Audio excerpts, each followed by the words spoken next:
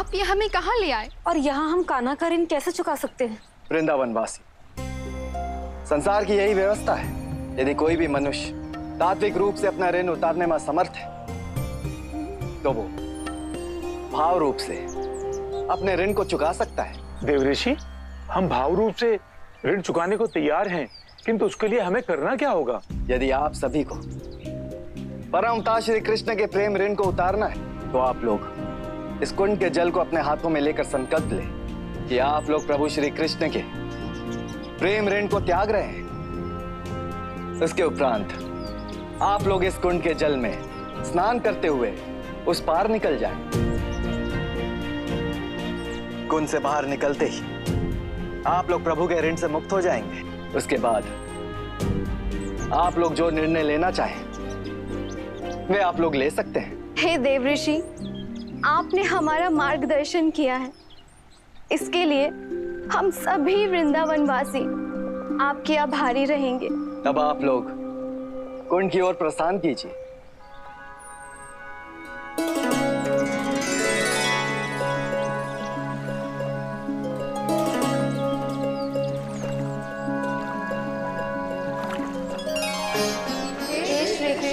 बाल्यकाल से आपने हम पर अनेकों उपकार किए। अपनी मुक्ति के लिए हम पूर्ण संकल्प के साथ तुम्हारे सभी भावों का त्याग करते हैं। हमारे संकल्प को स्वीकार करो प्रभु।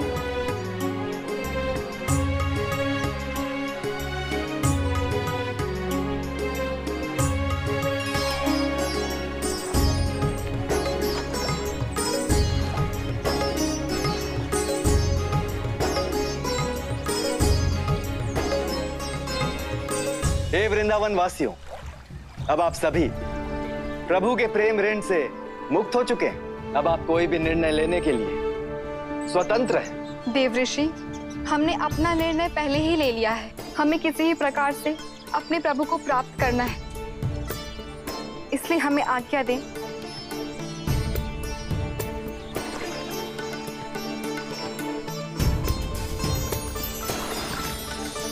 नारायण नारायण, कितना मनोरम और अद्भुत दृश्य है। प्रभु का प्रेम पुष्प रूप में इस कुंड में व्याप्त हो गया है। नारायण नारायण। आज से यह सरोवर वेणुकूप के नाम से जाना जाएगा, और जो भी मनुष्य इस सरोवर में स्नान करेगा उसके जीवन में मोह माया काम क्रोध समाप्त हो जाएगा, और उसका जीवन मेरे सच्चे प्रेम और सत्य के ज्ञान से भर जाएगा। उस कुंड से निकलने के पश्चात ऐसा आभास हो रहा है कि हमारा हृदय शांत हो गया है। अब तो ऐसा लग रहा है कि जल समाधि लेकर हम अपने साथ साथ कृष्ण का भी अहित कर रहे थे।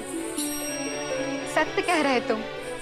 ऐसा लग रहा है कि हम कृष्णा को जान ही नहीं पाए, उनके सत्य स्वरूप को पहचान ही नहीं पाए।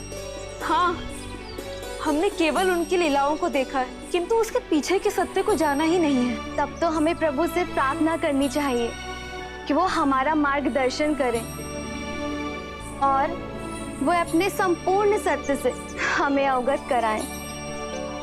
हे प्रभु, हे जगत पालक, हे नारायण, हमें अपने वास्तविक स्वरूप से परिचय करवाइए प्रभु। हमें प्रेम का सही अर्थ बताइए प्रभु। हमारा मार्गदर्शन कीजिए प्रभु, हमारा मार्गदर्शन कीजिए। सखा, तुम जैसा चाहते थे मैंने वैसा ही किया है। वृंदावन वासियों को मोह से मुक्त कर दिया। इसका अर्थ यह हुआ मित्र कि वृंदावन वासियों का हृदय हमारे प्रेम से रहित हो गया है। प्रेम से नहीं, मोह से। अब उनके हृदय में दिव्य प्रेम है जो निष्काम है। अब तुम अपना ज्ञान उन्हें दे सकते हो। ठीक है मित्र, यदि ऐसा ही है तो मैं उन्हें ज्ञान योग की शिक्षा अवश्य दूंगा, किंतु सत्य कहूं मित्र, मुझे अब भी संदेह है कि वे मेरे ज्ञान योग की शिक्षा को स्वीकारेंगी या नहीं। तुम्हारा ज्ञान योग सर्वोच्च है, मुझे पूर्ण विश्वास है। यदि तुम सच्चे मन से उन्हें ज्ञान दोगे तो वे अवश्य स्वीकार करेंगी। मैं पूर्ण प्रयास करूंगा मित्र, तुम्हारे इस विश्वास पर सफल उतर पाऊं और गोपियों को पूर्ण ज्ञान योग की शिक्षा दे पाऊं। हे कान्हा, कहाँ हो तुम? आओ और हमें ज्ञान प्रदान करो कान्हा। हमें अपने सच्चे स्वरूप का भान कराओ। कान्हा, कहाँ हो तुम? कान्हा, कान्हा, कान्हा, कहाँ हो तुम? गोपियों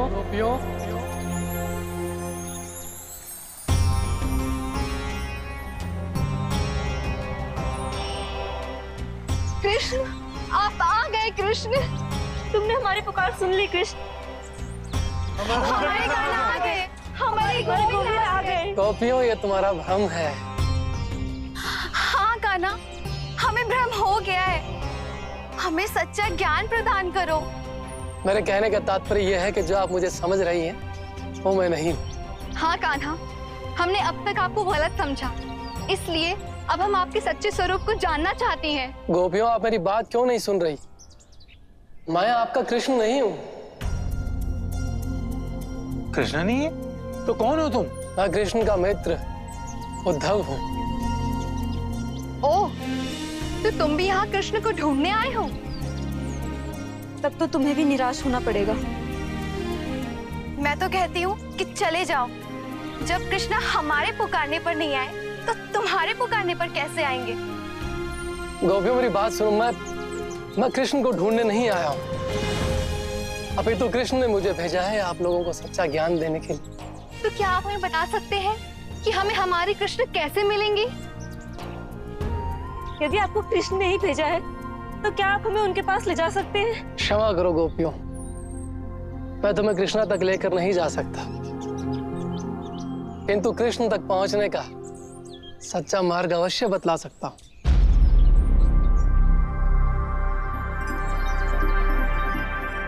यदि हमें कृष्ण तक पहुंचने का मार्ग मिल जाए तो हम स्वयं उनके पास चली जाएंगी। बताइए उद्धव, कौन सा मार्ग है कृष्ण तक पहुंचने का? मैं ये ज्ञान सभी वृंदावन वासियों को देना चाहता हूँ, इसलिए जाओ, पहले सभी वृंदावन वासियों को यहाँ बुला लाओ। हाँ हाँ, हम अभी सबको बुलाकर लाते हैं। चलो चलो चलो चलो, सबको बुला के लाते हैं। कान्हा जब तक यहाँ थे सब कुछ कितना अच्छा था। उनके जाने के पश्चात तो जैसे शरीर से प्राण ही निकल गए हो। सब कुछ होते हुए भी कुछ भी नहीं। सुनो वृंदावन वासियों, सुनो वृंदावन वासियों, कृष्णा से मिलने का मार्ग मिल गया है। उनके सच्चे स्वरूप को जानने का मार्ग मिल गया है। ये तुम क्या कह रहे हो? कृष्ण तक जाने का मार्ग मिल गया है? क्या स्वयं कृष्ण आए हैं? नहीं, कृष्ण तो नहीं आए हैं, परंतु हमारा मार्गदर्शन करने के लिए उन्होंने अपने मित्र उद्धव जी को भेजा हुआ है। कहाँ है वो?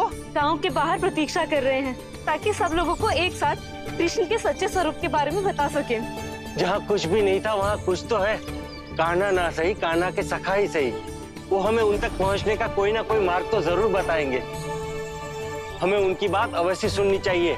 चलो चलो, सब लोग उनके पास चलते हैं। चलो चलो चलो चलो।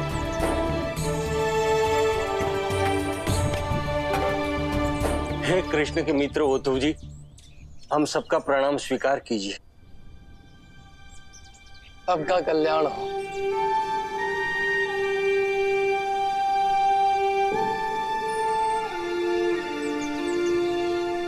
आप लोग किसे ढूंढ रहे हैं? मैं आपके सम्मुख खड़ा हूं। हम ये देख रहे हैं कि आप हमें कृष्ण के पास किस मार्ग से ले जाने वाले हैं। यहाँ ऐसा कोई मार्ग नहीं है जिससे आप कृष्ण तक पहुंच सके। किंतु अभी तो आपने कहा कि आप कृष्ण के मित्र हैं और आप हमें यहाँ कृष्ण तक पहुँचने का मार्ग बताने आए हैं। मेरे कहने का अर्थ था कि मैं आपको वो ज्ञान दूंगा जिससे आप कृष्ण के सच्चे स्वरूप को जान सके, उन्हें मनुष्य के रूप में नहीं ईश्वरीय रूप में प्राप्त कर सके। किंतु कृष्ण तो है ईश्वरीय रूप। हम उन तक पहुंच जाएं तो हम बिना किसी प्रयास के उनके ईश्वरीय रूप को प्राप्त कर लेंगे। इसके लिए हमें आपकी ज्ञान की क्या आवश्यकता? हाँ, हमारे साथ छल हुआ है। हमें कृष्ण चाहिए, आपका ज्ञान नहीं। शांत हो जाइए, मेरी बात सुनिए। हमें कोई राज थोड़ी चलाना है जो हमें ज्ञान चाहिए। हमें तो केवल कृष्ण चाहिए। मैं यहाँ कृष्ण के आदेश से ही आया हूँ और कृष्ण ही मुझे यहाँ आप लोगों को तत्व ज्ञान देने के लिए भेजा है। किंतु यदि आप लोगों को यह ज्ञान नहीं चाहिए तो मैं लौट जाता हूँ। परंतु ध्यान रखिएगा, यदि मैं बिना तत्व ज्ञान दिए लौटा तो ये कृष्ण की इच्छा का अपमान होगा, कृष्ण का अपमान होगा। अब आप लोग ही बताएं, आप लोग क्या चाहते हैं? यदि आप चाहते हैं कि मैं लौट जाऊं तो मैं लौट जाता हूं। नहीं, यदि हमारे कृष्ण ने आपको आदेश दिया है, यदि उनकी इच्छा है कि आप हमें ज्ञान दें, तो हमें उनकी इच्छा का सम्मान करना ही होगा। हाँ उद्धव जी, केवल कृष्ण के लिए हम आपसे ज्ञान अवश्य लेंगे। किंतु अंतिम निर्णय हमारा होगा कि हम आपके ज्ञान को स्वीकार करें अथवा नहीं। ठीक है, निर्णय तो अब आप लोगों को ही करना होगा, किंतु विरह की वेदना को ज्ञान से ही दूर किया जा सकता है। केवल मेरे ज्ञान योग को स्वीकार करके ही आपकी पीड़ा कम हो सकती है। इसलिए सच्चे मन से आप लोगों को मेरा ज्ञान योग स्वीकार करना ही होगा। उद्धव, हमारा तो एक ही मन था और वो भी कृष्णा के साथ चला गया, तो अब हम किस मन से ज्ञान योग स्वीकार करें? किंतु आप हमें कृष्ण के सच्चे स्वरूप से अवगत कराइए। कौन है कृष्ण? क्या है उनका रहस्य? ठीक है, मैं आप सबको कृष्ण के विषय में सब कुछ बताऊंगा। इसलिए अब मैं जो कहने जा रहा हूं उसे ध्यान से सुनिए। जिस कृष्ण को आप जानते हैं वो उनके विराट व्यक्तित्व का केवल एक सूक्ष्म भाग है। वास्तव में कृष्ण केवल एक अवतार नहीं, युग प्रणेता है। वो इस सृष्टि के पालनहार है।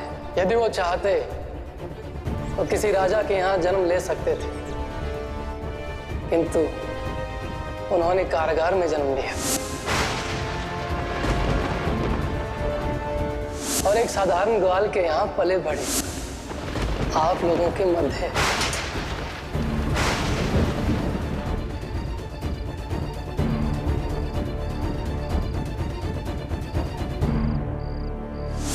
किंतु उद्धव जी, कृष्ण के कारागार में जन्म लेने के पीछे क्या कारण था? क्योंकि उस समय संपूर्ण सृष्टि और धर्म के बंधन में थी। कोई भी स्वतंत्रता पूर्वक भक्ति नहीं कर सकता था। इसलिए भक्तों की उस पीड़ा को आभास करने के लिए, उनके दुख को ठीक ढंग से समझने के लिए उन्होंने कारागार में जन्म लिया। किंतु बाल्यकाल से उन्होंने संसार को एक नई सीख दी कि केवल अत्याचार करना ही नहीं, अपितु अत्याचार सहना भी अधर्म है। और इसलिए बाल्यकाल से जो भी अत्याचारी असुर गोकुल में आए, भगवान कृष्ण ने उन सब का संहार किया, चाहे वो अगासुर हो या बकासुर या पूतना या कालिया नाग। और केवल अत्याचारियों और असुरों के विरुद्ध ही नहीं, कृष्ण ने देवताओं के अहंकार के विरुद्ध भी मनुष्य को लड़ना और जीतना सिखाया। और जब कुपित होकर इंद्रदेव ने घनघोर वर्षा प्रारंभ कर दी, तब नन्हे कान्हा ने वृंदावन वासियों की सुरक्षा के लिए गोवर्धन पर्वत को अपनी उंगली पर धारण कर लिया।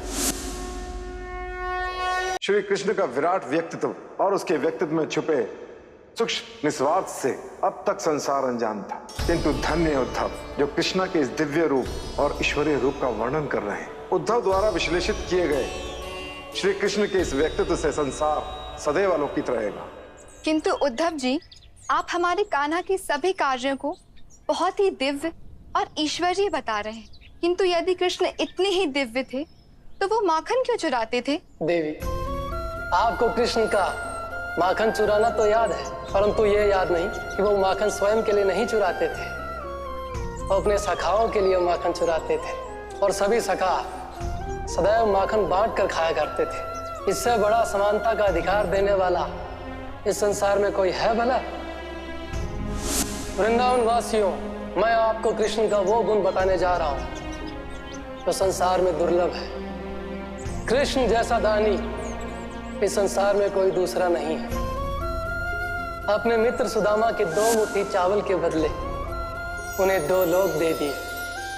और केवल इतना ही नहीं, अपना राजपाट सिंहासन अपने मित्र को देकर वह स्वयं भिक्षुक बन गए। उद्धव जी, उन्होंने चाहे अपने मित्र के साथ जो कुछ भी किया हो, हम स्त्रियों के साथ उन्होंने कभी न्याय नहीं किया।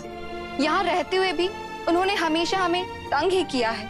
हाँ, हमारी मटकी तोड़ी, हमारी साड़ियाँ चुराई। आपके ये कैसे भगवान हैं जो स्त्रियों के वस्त्र चुराकर उनका अपमान करते हैं? देवी, सत्य तो ये है कि वंचितों, पिछड़ों और स्त्रियों के उद्धार के लिए ही भगवान कृष्ण का अवतार हुआ है। उन्होंने नरकासुर के बंधन से 16,000 स्त्रियों को मुक्त ही नहीं कराया, अपितु उनसे विवाह करके उन्हें समाज में सम्मान भी दिलाया। इस समाज की सोच को बदलने के लिए यदि आप सबको जीवन साथी की आवश्यकता है तो मैं आप सबको अपनी पत्नी के रूप में स्वीकार करूंगा। और आप लोग जिन साड़ियों के चुराने की बात कर रहे हैं, कृष्ण ने उन्हीं साड़ियों से द्रौपदी की लाज बचाई थी। और केवल इतना ही नहीं, अपनी बहन सुभद्रा का अर्जुन से गंधर्व विवाह करवाकर और उन्होंने स्त्री द्वारा अपना वर स्वयं चुनने की स्वतंत्रता को मान्यता दिलवाई। आप सत्य कह रहे हैं उद्धव जी। श्री कृष्ण के छोटे से छोटे कर्म के पीछे भी कोई ना कोई बड़ा कारण था। हम ये समझ गए कि उन्होंने जो भी किया रूढ़ियों का खंडन और नए मूल्यों की स्थापना के लिए किया। हाँ उद्धव जी, किंतु हम आपसे ये जानना चाहते हैं कि इतने दिव्य और असाधारण कृष्ण को कैसे पाया जा सकता है? कृष्ण को केवल वही प्राप्त कर सकता है जिन पर उनकी कृपा हो, जो उनको प्रिय हो। तो बताइए फिर कौन लोग कृष्ण के प्रिय होते हैं? वृंदावन वासियों, अब मैं आपको बहुत ही महत्वपूर्ण ज्ञान देने जा रहा हूँ, इसलिए ध्यान से सुने कि कृष्ण को कौन कौन लोग प्रिय होते हैं। शांति प्राप्त हुए पुरुष, सभी भूतों में द्वेष भाव से रहित, स्वार्थ रहित, ममता और अहंकार से रहित, सुख दुख में समान रहने वाले क्षमावान मनुष्य को कृष्ण अति प्रिय होते हैं। इसके साथ जो मनुष्य ध्यान योग से युक्त है, लाभ हानि में संतुष्ट, मन शरीर और इंद्रियों को अपने वश में किए हुए है, वही कृष्ण का प्रिय भक्त है। जो मनुष्य मान अपमान में सम है, जो शत्रु और मित्र में सम है, धूप और शीत जिसके लिए एक समान है, वही मनुष्य कृष्ण का प्रिय है। धन्य है उद्धव और धन्य है उनका ये ज्ञान मार्ग। कृष्ण की भक्ति की आज जो उन्होंने परिभाषा दी है, वो युगों युगों तक कृष्ण भक्तों का मार्गदर्शन करेगी। हे वृंदावन वासियों, मैंने कृष्ण के प्रिय जनों की सभी विशेषताएं आपको बता दी है। अब आप बताइए कि आप में से कौन है जिनमें कृष्ण के प्रिय भक्तों की ये सभी विशेषताएं हैं।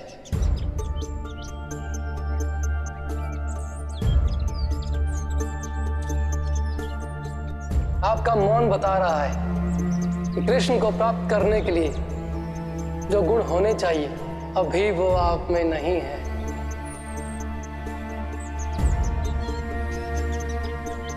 इसलिए मैं आप सबको ये ज्ञान देने आया हूं, यदि आप कृष्ण को पाना चाहते हैं तो पहले स्वयं को इस योग्य बनाए। लेकिन उद्धव जी, कृष्णा ने तो हमारे लिए कभी कोई योग्यता निर्धारित नहीं की। हाँ उद्धव जी, इसलिए आपके नियम चाहे संसार भर के भक्तों पे लागू होते हों, किंतु वृंदावन वासियों पर नहीं लागू होते। आप लोगों की बात सत्य है।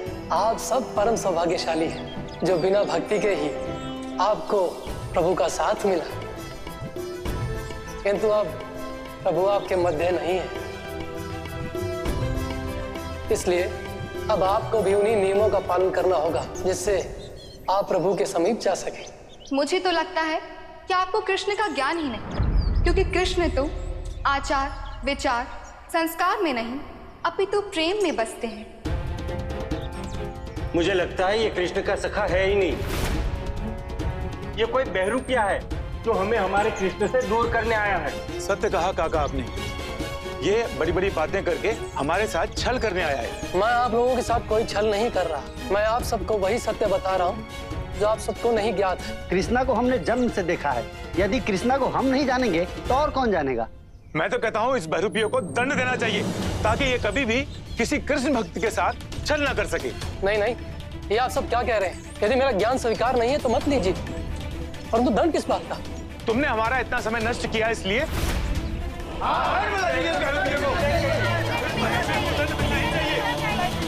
ऐसे कृष्ण भक्त तो मैंने कहीं नहीं देखे, अब तो यहाँ से भागने में ही मेरी भलाई है।